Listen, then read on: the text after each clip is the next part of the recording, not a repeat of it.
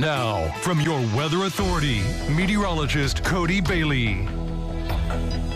Well, the good news is we've made it this far and no severe thunderstorm watches or warnings have been issued for our area, despite that marginal to slight level 1 to 2 threat that still is in play. But the leading edge of that potential of damaging winds is in our far eastern counties. So we are seeing pretty closely to getting to that point of the severe weather window closing. But the rain will continue off and on tonight and first thing tomorrow morning. But sliding under the radar, our almanac for today, we tied a record high today for Evansville, 87 degrees. Oftentimes we'll get a surge of warm air ahead of a cold front. That's exactly what happened today. That ties the record set 9 years ago today, back in 2016. We're going to be seeing our temperatures actually going below normal starting with tomorrow. Our high temperatures will actually be falling into the 60s, and you can see right now on our alerts, I was just about to say we don't have anything severe. That is changing now as we have far eastern DuBois County under a severe thunderstorm warning. I'll look behind the scenes here to get that real quick. That comes out of the Louisville Weather Service office there for DuBois County. 60-mile-per-hour winds, maybe some hail as well.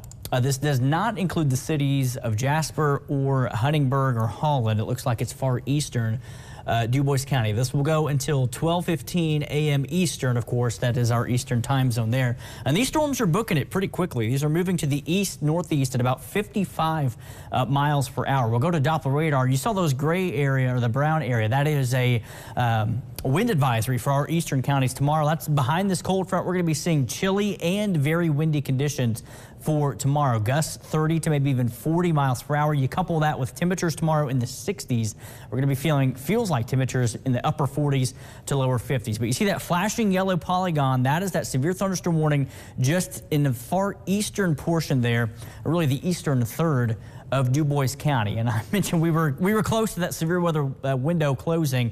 And we'll zoom in a little bit closer there up into the DuBois County area. And you can see, if we put a time lapse on there, again, this is moving at 55 miles per hour. So within the next 10 minutes or so, this is going to be out of DuBois County. But again, this will go for another half hour or so, the warning itself, until 12:15 local time up to the northeast. And again, this is for some 60-mile-per-hour winds, possibly some hail too. What we're seeing right now is, while the instability, the energy for this severe storm potential at least, is falling apart, we're seeing the jet stream start to increase. So that's kind of compensating the loss of the daytime heating today, and that's what's feeding those winds possibly reaching the ground. So I'll step off and put this into kind of where we can see this a little bit closer. Again, this is moving to the northeast at about 55 miles per hour.